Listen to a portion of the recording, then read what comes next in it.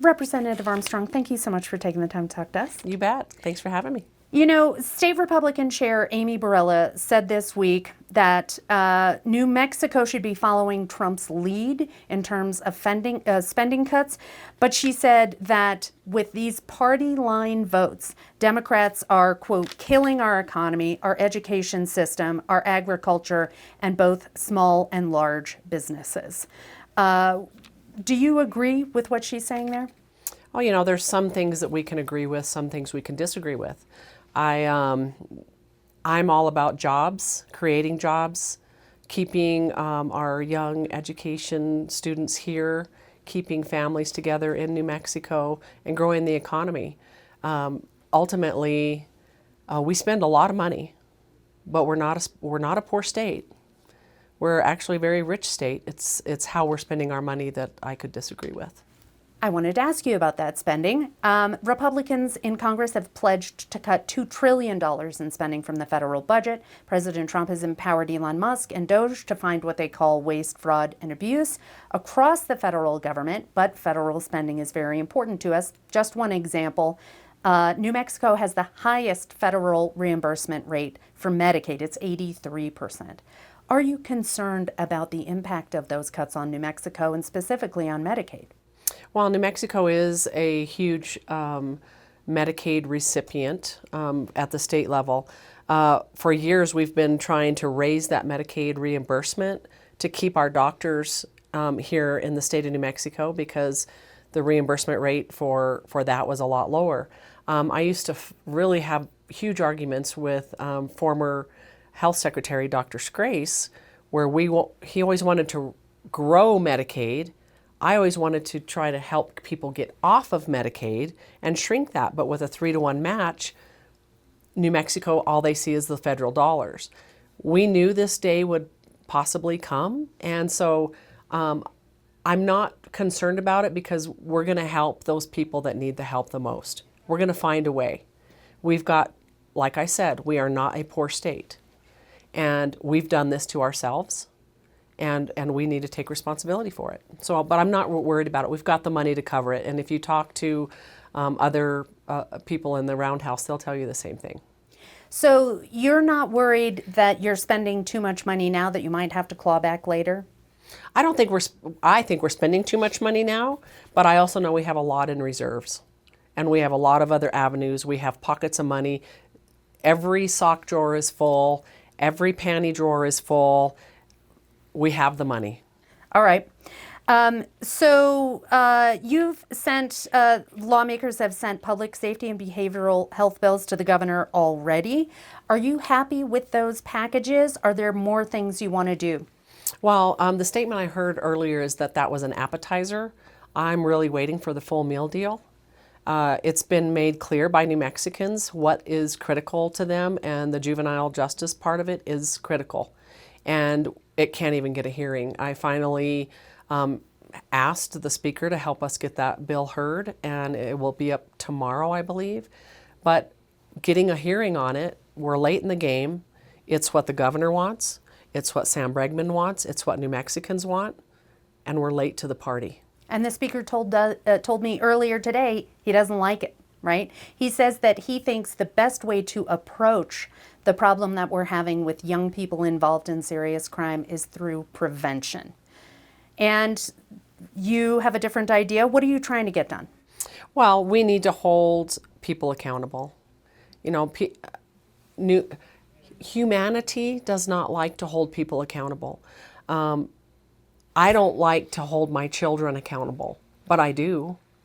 And so when there's a fact, when there's rules and they're broken, the only way to learn from that is accountability. The other part of that is here comes CYFD. Here comes education. I think they're all intermingled. And so until we fix CYFD and the problems that we have there, don't know that we'll fix the juvenile justice, even if we have that information. I think he sort of said some similar things, right? But do you think that kids deserve a little bit of a break? I mean, considering they probably came from home situations that were difficult. We do have a lot of data showing if you put them behind bars, you're kind of training them to be better criminals. Is there any value in that treatment and prevention? Well, just to be quite honest and quite frank, this administration has had 6 years to fix CYFD. And I've introduced bills every single year, the same bills that I've introduced this year that are actually now passing. And so, of course, I believe kids deserve I believe anyone deserves a second chance. I really do. People can be rehabilitated. Children make mistakes. Children have issues. But in the end, we've got to fix CYFD. We've got to fix these families. We've got to get them the help that they need and we've got to mandate the help. Right now, we don't mandate the help. It's like, okay, you broke the rules. Here's some options. Okay, thanks for the options. No, I'm not going to take them. And no one checks on it. Mm-hmm. And babies are dying and kids are dying. And that's not okay.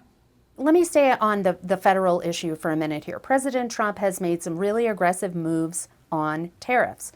You have a long background in small business, a lot of experience there, and you have the perspective of someone who has built small business and into big business, right? So what do you think the impact will be on consumers of some of these actions happening at the federal level? And has the legislature done enough to try and push back on inflation problems, potential tariff spikes in costs? Have you done enough on affordability? Well, honestly, at the state level, we're actually raising taxes. We want to raise taxes. We want to charge you more to do business in the state of New Mexico.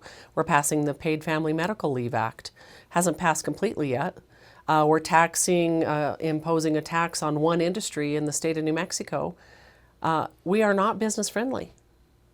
We put up barriers. We put up red tape. We trick businesses into coming here by dangling a carrot. They're not really looking at the backside of the regulation part of New Mexico that actually hurts business in New Mexico. The tariffs that are at the federal level, I'm not in charge at the federal level. I don't have a vote at the federal level, but I believe in treating people the way they treat you. If they're going to impose a tariff, we're going to impose a tariff. I'm okay with that. And I think we will see some sort of inflation, no more than we saw during COVID when the whole state was shut down. So the speaker said that, smaller businesses are exempt from the Paid Family Medical Leave Act as it is right now. And that for bigger businesses with more than 5 employees, he's like, it's like $30 a year. And it's not that big of a deal. The problem comes when you're trying to replace that employee to do the job while that employee is off. When you're in a service industry, when you're in a restaurant industry, any kind of service industry, any kind of high-paying job, geophysicist, how do you replace that? That's where the cost comes in. The tax is not that big of a tax, and it is a tax. It's a payroll deduction, which is a tax. A benefit is when you can cash that out. You can't cash this out. And everyone has to pay in. And the employers will be paying in for, I believe, a year, maybe 6 months or a year before the employee starts paying in. The other problem I have with it is there is no guidelines on how are they going to, how is the reporting, who's managing it, who decides if you have a good enough paid family medical leave already implemented in your business. How are you exempt? Mm-hmm. So, and it's also the reporting part of it. You're going to have to hire more people to do the reporting part of it. And it's just another mandate on business. We as Republicans, myself as an individual, believe in taking care of their employees. We love our employees. We cherish our employees. We want to be able to sit down with our employee and say, how can I help you? What do you need from me? Let's work it out. Not a problem. Let's work it out. And maybe TLC Plumbing has the best employee benefits in the state, but the argument is that there are a lot of other employees who don't have those. Business owners who aren't as generous, who maybe don't have that same ability. Shouldn't they be entitled to some of those similar benefits? How about mentorship instead of mandate? How about going to some of those companies and saying, how did you do this? How do you make this work? Give us insight. But no, we're just going to mandate instead. So we've got just a little bit more than 2 weeks left. What is the best case scenario from your perspective as the minority floor leader of the House Republicans? How are you going to get to the closest to win that you think you can? Well, honestly, we would love to see our bills being heard in committee. That's a win for us. Right now, they're getting rolled to the bottom. Every Republican bill gets rolled to the bottom, and it's not fair. I'm about fairness. I want fairness.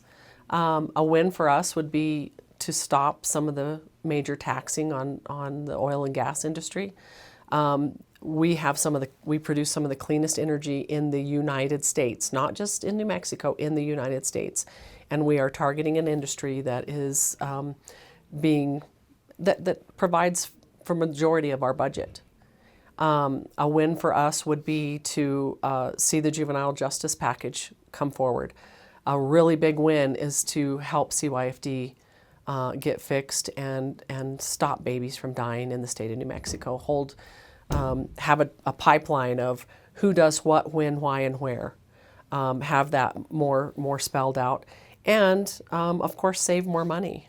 That would be a big one for us. But I think the budget's already passed over to the House for sure. So I don't think that's something that's going to be happening anytime soon. Thank you so much for talking to us today. You bet.